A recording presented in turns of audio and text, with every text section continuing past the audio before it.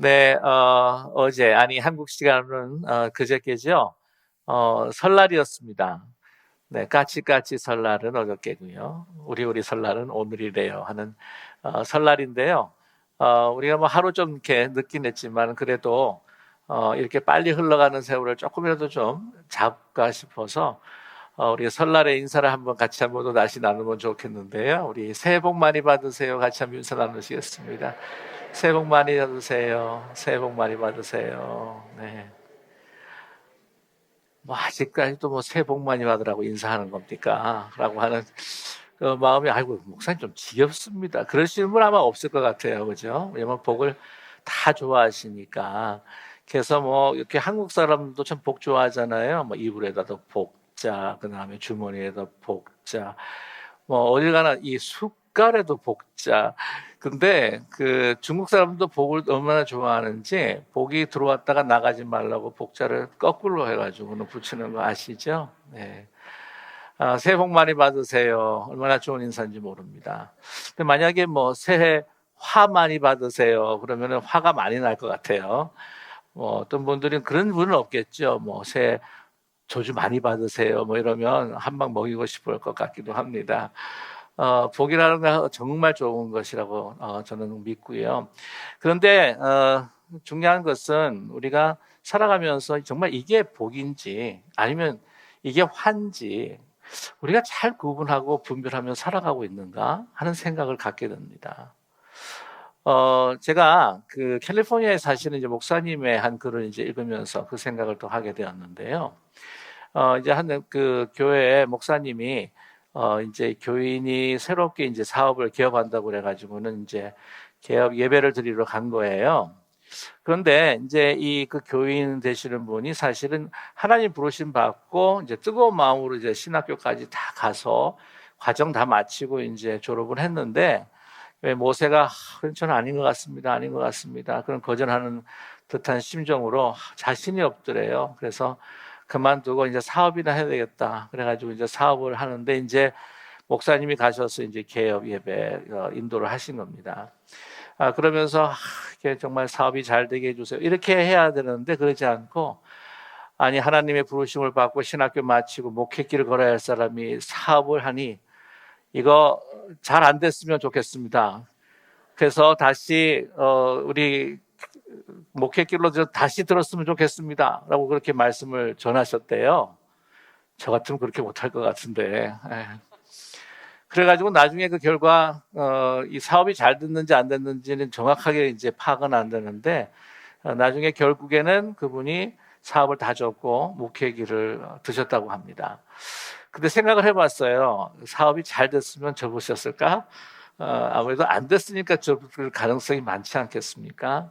하나님께서 그를 정말 부르셨다고 한다면 그 목사님의 말씀이 이게 저주가 아니라 축복의 말씀일 것이다 라고 하는 그런 생각을 갖게 됩니다.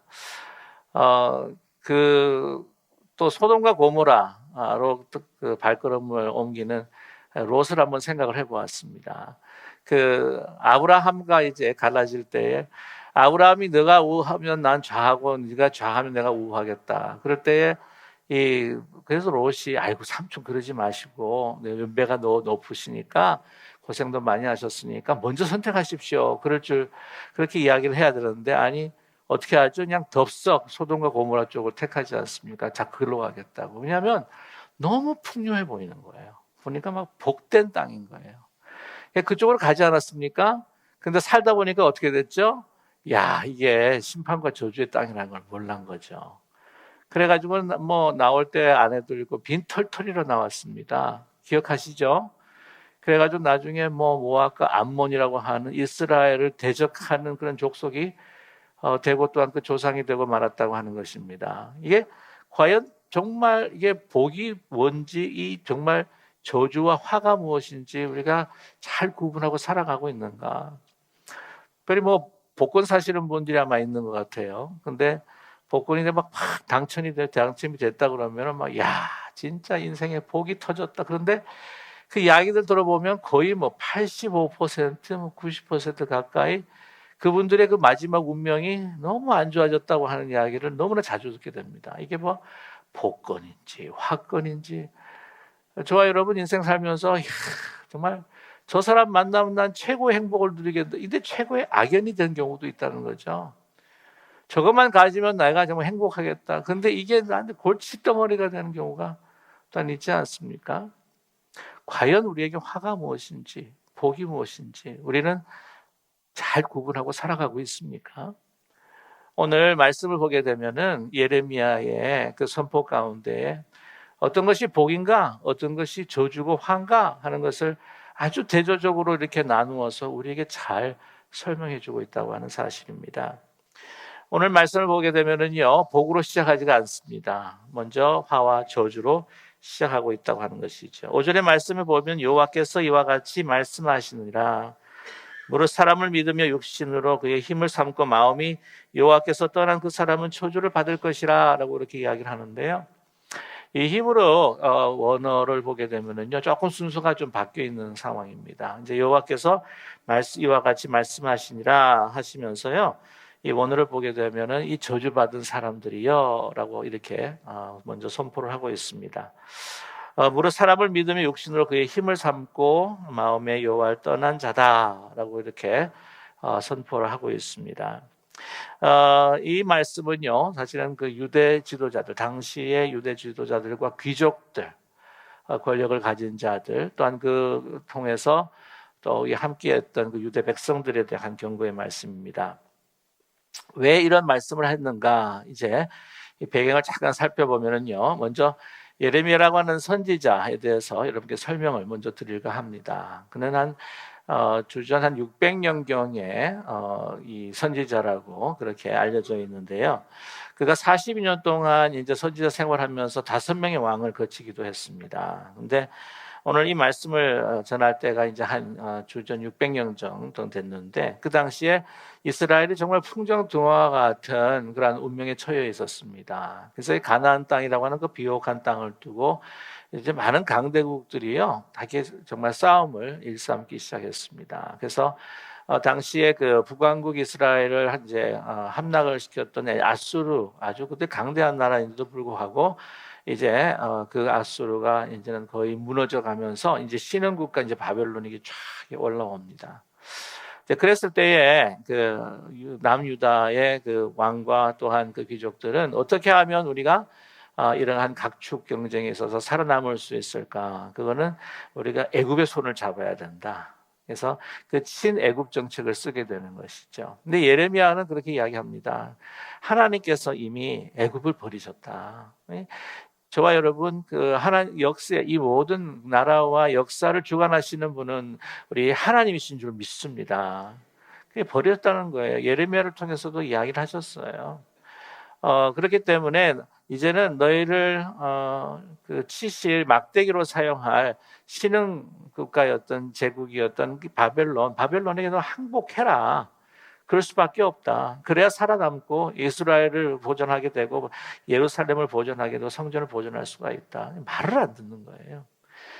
그래봤자 신흥국가지. 오랫동안 우리가 쌓아온 또 정이 있는데 보니까 뭐 신흥국가지만 그 오랜 전통과 그 거대한 이 애굽이 무너질까라고 하는 생각을 갖고 있었던 것이죠. 당시에 뭐 종교 개혁했던 요시야 왕도 있었지만은 그 뭐 종교 개혁이 신앙 개혁이 실패를 하고 그 속에 성전에는 아직도 그 애굽에서 가져온 그 우상들 또한 그 송아지, 금송아지라든지 그 여러 가지 우상들이 계속 있었기 때문에 이 신들이 또한 애굽을 지켜준 이 신들이 우리를 지켜줄 거야. 어떻게 바벨론을 항복할 수 있는가? 우리 자존심도 있는데 그래서 계속해서 친애굽 정책을 쓰게 됐다는 사실이죠. 나중에 여러분 아시겠지만은 그것으로 인하여서 바벨론이 들어와 가지고는 예루살렘을 완전히 초토화시켜 버리고 맙니다. 하나님의 말씀, 하나님의 그 주시는 그 메시지를 의지하고 순종을 하지 않았던 것이죠. 그러면서 이러한 그 화가, 그러한 저주가 사실은 그들에게 임하게 되었다고 하는 사실입니다. 여기서 말씀하시는 건 그거예요. 하나님의 말씀을 의지하고 순종을 해야 하는데 너희들이 그 애굽이라고 하는 나라를 지금 의지하고 있구나. 강성한 나라, 모든 재물과 모든 군사력이 월등하다고 해가지고는 이제 하나님께서 움직이시는 그 역사 속에서 너희들이 순응하지 아니하고 이렇게 말을 듣지 않는 가운데 너희는 저주받고 멸망할 수밖에 없다라고 하는 것을 우리에게 경고의 말씀으로 주고 계십니다. 그래서 이스라엘도 이야기하지 않습니까? 너는 도울 힘이 없는 그 인생을 의지하지 말고 시시때때로 여호와 하나님 앞에 너희 마음을 토하라고 그렇게 또 말씀하지 않습니까? 그러지 않았다고 하는 사실이죠. 저 여러분, 우리가 살아가면서 정말 보이는 현실, 또한 이 여러 가지 세상 사람들이 또한 우상화하고 좋아하고 그것을 추구하는 것을 따라서 그것에 우리의 희망과 소망이 있고 또한 복이 있다라고 이렇게 이야기할 때가 많지 않습니까? 이 복이라고 하는 것은 뭐 건강도 있고 또한 아주 부요함, 그 권세, 명예. 근데 요즘에 보게 되면은요, 이 권세와 명예 같은 경우에도 확실히 요즘은 자본주의 사회에서 그런지요, 이 돈으로 다 모든 게 그것이 이제 해결되는 사회라 하는 생각을 갖게 됩니다. 그래서 우리가 이 돈을 또 이 물질과 이 재물을 너무 우상화할 때가 참 많지 않습니까? 정말 그 재물을 우리에게 주시고 운영해 가시는 바로 하나님이 있음에도 불구하고 그것을 너무나 잘하는 사람들이 어떤 사람들입니까? 우리 미국 사람들이에요. 뭐냐면 화폐에도 그대로 적혀 있어요. 뭐라고 적혀 있습니까? God in trust. 예. 하나님을 갖다가 신뢰하는. 그래서 하나님을 의지해서 우리가 하나님의 그 물질적인 축복을 받고 또한 하나님을 의지해서 그 물질을 나누고 하는 게 바로 우리의 정말 건국의 가치였고 또 미국인 사람들에게 주는 아주 분명한 회차에 나와 있는 메시지가 있는데도 불구하고 그 메시지에 우리가 의지하고 마음을 두는 것이 아니라 그 화폐의 그 가치를 가지고 그거를 우상화시킬 때가 얼마나 많은지 모릅니다. 그래서 보게 되면 전 대통령들 가운데 봐도요, 보면 전쟁에서도 이겼는데도 불구하고 경제에 실패하게 되면 그냥 완전히 낙선을 해버리고 말더라고요. 그래서 요즘 뭐 다른 나라도 다 마찬가지인 것 같습니다. 특별히 이런 보이는 이 화폐 또한 물질의 우상. 그래서 요즘에 사람들이 그런 이야기를 하잖아요. 뭐 옛날부터 그랬지만 뭐 뭐니 해도 머니가 최고다 뭐 이런 이야기를 하는데 이런 재미있는 이야기가 있습니다. 한 천사가 저 사람에게 나타났어요. 푹 하고 나타나면서 내가 오늘 너에게 축복을 줄 텐데 세 가지 중에 하나를 택해라. 그렇게 이야기를 했대요. 그래서 뭐냐면은 지혜, 아주 위대한 지혜. 두 번째는 아주 화려하고 정말 뭐 디카프리오 같이 쓰는 외모. 그 다음에 이제 세 번째 같은 경우에는 뭐냐면은 천만 따라주겠다. 그런 거죠. 그러니까 이 사람이 딱 듣고는요, 이 솔로몬이 생각이 났었는지 모르겠지만 지혜를 주십시오. 그랬대요.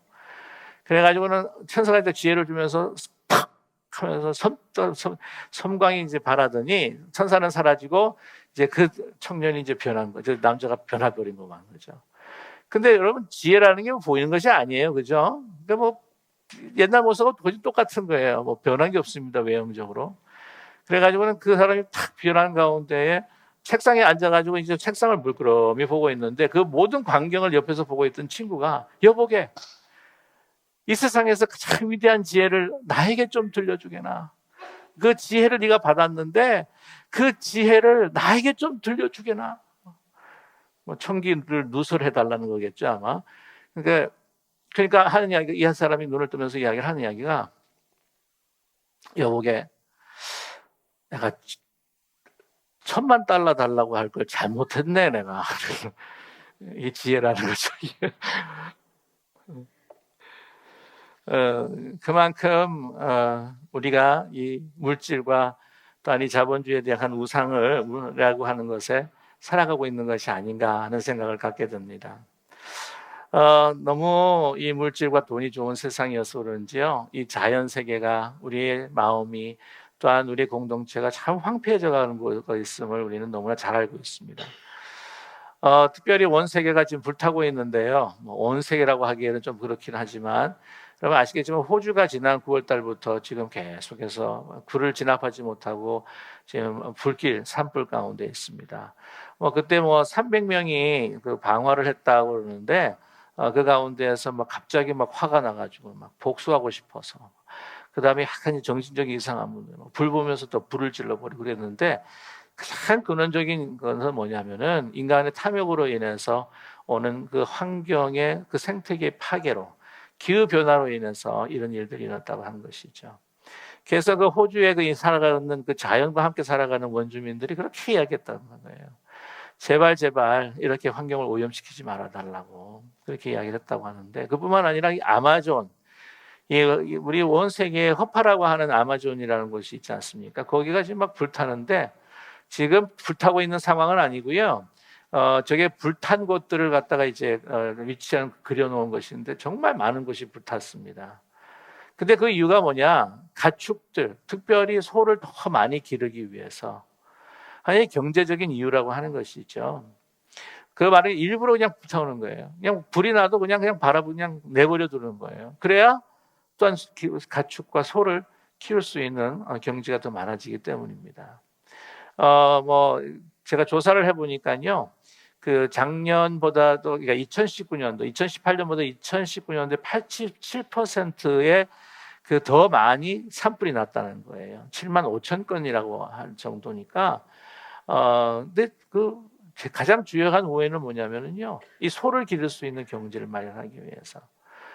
세계 수출, 고기 수출의 20%를 브라질이 담당을 하고 있답니다. 그래서 그 44%의 그 이 브라질의 그 수출량의 그 소비자가 누구냐면 중국 사람, 그 다음에 홍콩 사람들이라고 이렇게 이야기를 하고 있고요. 또한 그 전 세계 환경 오염, 그 저게 뭐라 그러죠? 그 가스를 분출하는 그 가운데서 14.5%가 가축을 의해서 이게 내뿜는 건데 거기에 거의 한 40%가 지금 그 브라질의 소를 기르는데 나오는 그 오염가스라고 그렇게 이야기하고 있습니다. 보게 되면은요, 곳곳마다 우리 캘리포니아도 그렇지 않습니까? 산불로 참 많은 인명이 피해를 받고 참 오늘 뭐 호주 같은 경우에는요, 정말 호주에만 살고 있는 그 특수한 저게 종들이 그렇게 멸종을 하고 있다는 안타까운 소식을 많이 듣고 있어요. 전 세계가 지금 이런 어려운 가운데 있습니다. 뿐만이 아닙니다. 여러분, 우리의 마음이라고 하는 것이 얼마나 이렇게 황폐해져 가고 있는지 몰라요. 하나님을 의지하고 하나님의 그 뜻 가운데에 정말 우리가 살아가야 하는 것이 아니라 우리 인간의 탐욕과 욕심, 우리가 정말 의지하고 좋다고 하는 것들을 우리가 추구하면 더 빨리, 더 많이, 더 풍요하게라고 하는 슬로건을 가지고 살아갈 때 여러분, 우리는 우리 자신을 죽여가고 있다고 하는 것을, 우리 지구를 죽여가고 있다는 것을 우리가 잊지 말아야 할 것입니다. 우리의 가정과 우리의 영혼도 황폐해져 가고 있는 것이죠. 그래서 오늘 말씀 가운데에 하나님이 아닌 그 사람과 우리의 육신, 우리의 어떤 그 부요함을 의지하는 그 유대 백성들에게 운명에 대하여서 예레미야는 오늘 우리에게도 오늘 성경 본문의 말씀을 통하여서 경고하고 계십니다. 17장 6절의 말씀이죠. 17장 6절의 말씀입니다. 그는 사막의 떨기나무 같아서 좋은 일이 오는 것을 보지 못하고 광야 건조한 곳, 건건한 땅, 사람이 살지 않는 땅에 살리라 라고 이렇게 경고하면서 또한 우리가 받게 되는 그 내용들을 소개하고 있습니다. 여기서 보면 사막의 떨기나무다라고 이렇게 이야기하는데 사막의 떨기나무를 이제 그 히브리 원어로 보게 되면 아르아르 베아르바라고 하는 그런 말을 사용합니다. 베아라바라고 했을 때 사막이라고 하는 의미가 있는데 그게 아라바라고 하는 그 사회 그 남쪽으로 요단강을 위주로 해서 그 사회 남쪽으로 해서 가는 그 지역이 그 사막 같은 지역이 바로 아라바라고 하는 지역이에요. 거기서 나는 그 식물이 거기서 주로 많이 나는 식물이 바로 이 사막의 떨기나무라고 하는 것이죠. 그래서 이 그 사막의 떨기나무를 더 다른 말로 표현했을 때 이 소돔의 사과라고 그렇게 이야기를 합니다. 이제 전승에 와게 되면은 소돔과 고모라가 이제 멸망하고 하나님의 심판을 받았을 때에 같이 심판받았던 그 식물이 바로 이 떨기나무다. 그래서 사막의 그 소돔의 사과다 그렇게 이야기를 합니다. 이 소돔의 사과를 이제 보게 되면은요, 이제 이 꽃도 이제 하늘을 향해 있고 그 가지도 이렇게 쭉 이렇게 펼쳐져 있는 거 보게 되면은요, 그 모습이 절규하는 듯한, 심판받고 고통당하는 어떤 이의 절규, 하늘을 향해서 절규하는 모습과 닮았다라고 그렇게 이야기를 합니다. 자, 이 나무의 이름처럼요, 좋은 특징보다는 부정적인 특징이 많습니다. 오늘 영상을 보시다시피 아까 잠깐 보시게 되면 그 딸무나기 떨기나무의 열매를 보게 되면은요, 아주 큰 사과처럼 보여요. 그런데 그래서 큰 사과처럼 보여서 야, 저거 먹음직하다. 그래가지고는 뭐 먹을 게 많구나 해가지고 직접 해가지고 딱 갈라보면 거기가 어떻게 해요? 텅 비어 있어요. 거기에는 이제 뭐가 있냐면 또 실 같은 것들이 이제 별로 쓸모없는 실들이 확 있어가지고 사막의 실이다라고 그렇게 명명하기도 합니다. 그러면 그러니까 막 얼마나 그 배고픈 사람이 좀 허탈하게 되는 거죠. 막 꽉 차 있는 줄 알았는데. 여러분, 우리가 가끔 이제 어릴 때인가요? 우리 저게 파는 그 빵 중에 가운데서 공갈빵이라고 하는 게 있어요. 공갈빵. 근데 공갈빵을 딱 보고 보고 이야, 이 뭐 꽉 차 있는 것처럼 보이고 이게 맛있어 보였어 가지고는 이게 딱 하면 안에가 어떻게 해요? 펑 비면서 마음도 펑 비잖아요, 원래. 외국 사람이 맨 처음 공갈빵을 보고 이야, 저거면 내가 한 끼 때우겠다 싶어 가지고는 딱 사 가지고 딱 봤는데 헝하게 비었으니까 경찰 불러야 돼. 수갑 채워야 돼. 그랬다는 이야기가 있을 정도라고 하는 거죠. 그렇게 허망한 겁니다. 겉으로는 아주 뭐 풍성하게 보이고 많아 보이는데 진정한 그 내용물은 아무것도 없는 허망한 때다고 하는 것이죠. 여러분, 그 도시의 이름처럼 소돔과 고모라 얼마나 화려하게 보였습니까? 얼마나 풍요하게 보였습니까? 내가 저기서 가면 내가 행복하리라. 내가 저기에 보면 정말 잘 살 수 있으리라. 그러나 그렇지 않았다는 것이죠. 뿐만 아니라 또 한 가지는요, 이 그 나쁜 점이 하나가 있었던 게, 또 하나의 이름이 있는데 광야에 저주받은 레몬이다라고 하는 이름이 있습니다. 그래서 열매보다는 이제 줄기를 한번 이렇게 쭉 이렇게 상처를 내게 되면 거기에 진액들이 쭉쭉 떨어지잖아요. 근데 이게 독성이 굉장히 강합니다. 그래가지고는 이거를 그 아프리카 같은 경우에서 그 나는 곳에서는요, 이 화살 그 끝에다 붙여가지고는 독침으로 사용하기도 하고, 그다음에 이제 적군의 우물에다 그거를 풀어가지고 사람을 죽게 하거나 아주 크게 상하게 하는 그러한 도구로 사용되기도 합니다. 그래서 이게 여러분 그 한국에 보게 되면 온나무가 많은 곳에 좀 스쳐갔다가 막 난리 나는 경우 있잖아요, 그죠? 그만큼 이제 독성이 이제 강한데. 딱 보면은 막 그 태양빛에서 이 그 떨기나무를 보게 되면 저 밑에서 좀 이렇게 그늘에서 쉬어가야겠다 하는 마음이 이제 들게 된다는 거죠. 그래서 만약에 거기에서 밑에서 그늘에서 쉬었다 그러면 어떻게 해요? 막 몸에 막 온몸에 독이 오르기 시작하는 겁니다. 그래서 가까이를 가지 않아요. 그래서 별명이 뭐냐면 외로운 나무. 이 보면은 진짜 어떻게 예레미야가 하나님의 주시는 인스피레이션이라고 생각을 하는데, 이게 하나님의 여호와를 의지하지 않는 우리 인생의 허망함, 외로움, 그리고 우리가 하나님을 떠나서 살아갈 때 나오는 우리가 정말 우리 공동체에 그냥 뿜어대는 독성, 거짓, 허위, 과장, 이런 것들을 우리에게 얼마나 표현해주고 있는지 모르겠습니다. 여러분, 사람을 의지하는, 그리고 이 세상의 것들을 의지하고 그 세상에 갈 것들을 의지하는 것들을 또 많이 소유한 사람들을 의지하는 것, 이것이 여러분 우리 삶에도 그렇게 나타나고 있지 않는가 하는 생각을 갖게 돼요. 저희가 교회에 오게 되면 교회 안에서 찬양하면 하나님이 제일 커 보이고 제일 그냥 위대해 보이는데, 이상하게 밖에만 나가보면은 뭐 하나님은 그냥 굉장히 작아지는 그런 삶을 우리가 살아가고 있지 않는가. 뭐 정말 우리 교회 안에서만 해도 하나님이 가장 위대하시고 제일 그냥 멋있는 분으로, 위대하고 가장 전지전능하신 분으로 우리가 경배를 해도 참 좋겠는데, 교회가 세상의 가치에 세속화되면서 우리가 예배를 드리면서도 우리는 다른 사람들을 의지하고 또 우리에게 보이는 현실과 또 우리의 물질들을 더 의존하고, 그것이 우리의 가장 축복의 근원이냐 생각하며 살아가는 혹시 저희들이 아닌가요? 세상 사람들이 이야기하는 건강과 물질과 부여와 명예와 인기, 그게 우리의 공동체의 삶과 그 기준에서도 그것이 계속해서 적용이 되고 있다고 하는, 그런, 만약에 그것이 우리 사실이라고 한다면 얼마나 참 슬픈 운명이 우리 가운데 이루어지고 있는 것인가요? 저와 여러분, 그러나 진정한 복이라고 하는 것은 오늘 우리가 말씀하고 계십니다. 다른 것들은 정말 어디다가 사라져요. 애굽도 사라졌습니다. 바벨론도 어떻게 해요? 그렇게 그냥 호령하면서 그 기세를 떨치던 그 바벨론도 그냥 하루아침에 그냥 훅 하고 날아가 버리는, 하나님께서 역사를 주관하실 때 여러분, 우리의 보이는 현실, 이거는 그냥 안개처럼 사라질 수 있는 우리의 삶의 환경이요 조건이라고 하는 것을 잊지 않는 저와 여러분 되기를 간절히 소망합니다. 오늘 말씀에 진정한 복 있는 사람은 누구인가? 라고 하는 것을 말씀하실 때에 오늘 성경의 본문의 17장 7절은 이렇게 말씀합니다. 그러나 무릇 여호와를 의지하며 의뢰하는 그 사람은 복을 받을 것이라 라고 이렇게 말씀합니다.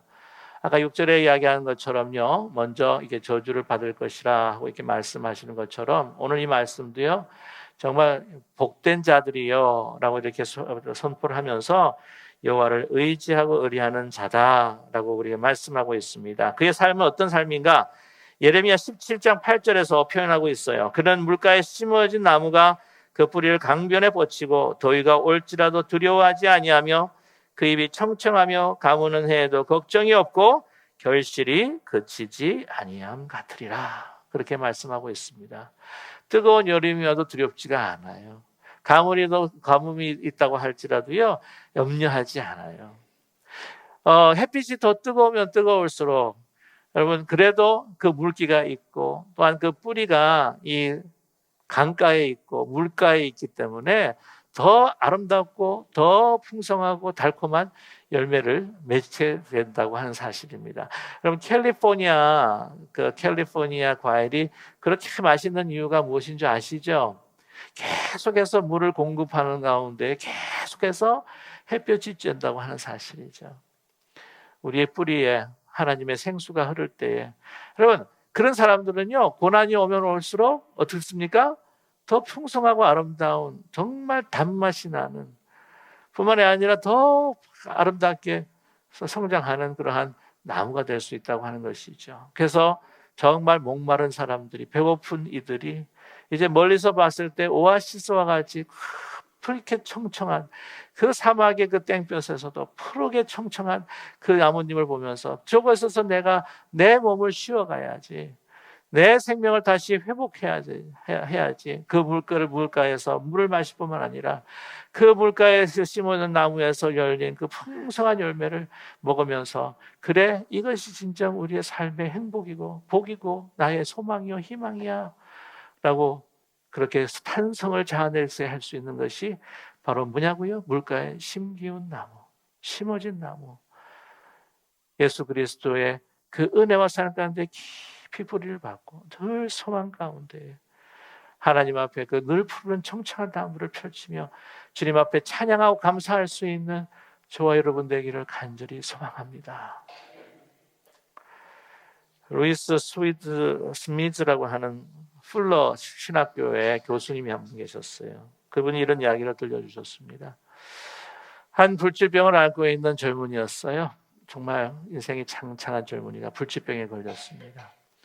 그 병원을 다니면서 정말 소망이 사라지고 있는데 새로운 치료법이 있습니다라고 하는 말을 듣고 다시 그 병원을 찾았습니다. 근데 마침내 그날 새로 영입된 아주 젊은 의사 선생님이 있었죠. 그날 그분이 이 진단을 하고 검진을 하게 되었습니다.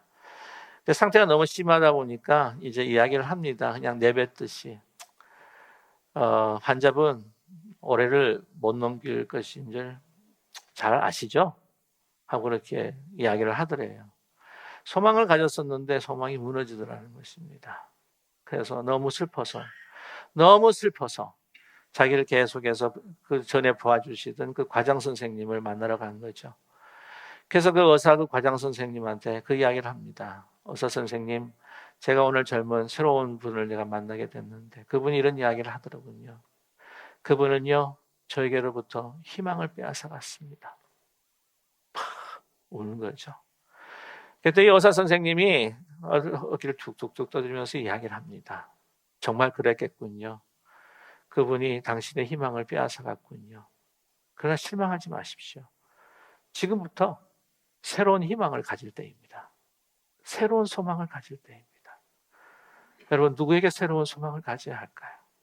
저와 여러분이 정말 이것이 아니면 내가 정말 행복하지 않을 거라고 생각했는데, 그러나 그것을 쫓다가 내가 좌절하고 절망하고 힘들어하는 가운데 이제는 나에게 희망이 없다고 혹시 그렇게 우리가 고백하는 그 순간에 저와 여러분, 우리의 영원한 소망이 되시는 우리 주님, 예수님을 붙들 수 있는, 그래서 그 스푼을 통해서 우리가 새로운 생명과 희망과 소망과 능력을 얻게 되는 저와 여러분 되기를 간절히 소망합니다. 왜 그럴까요? 왜냐하면 그분은 우리가 받을 모든 저주를 축복으로, 우리가 받을 사망을 생명으로, 우리가 받을 죽음을, 절망을 새로운 탄생으로 다시 전환시켜 주시고 역전시켜 주신 바로 그리스도이시기 때문입니다.